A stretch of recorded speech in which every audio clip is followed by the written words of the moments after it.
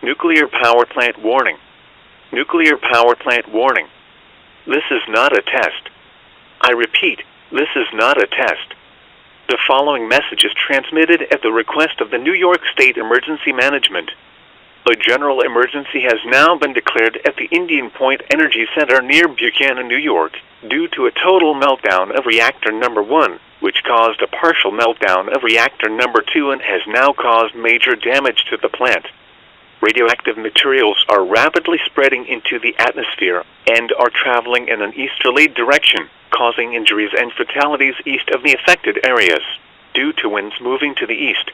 As a result of the plant's damage, all residents in a 75-mile radius of the Indian Point Energy Center near Buchanan are advised to evacuate now. It is too late to seek shelter. Bring all essentials when evacuating, such as food, water, clothing, medical supplies, a flashlight, and a battery-powered radio.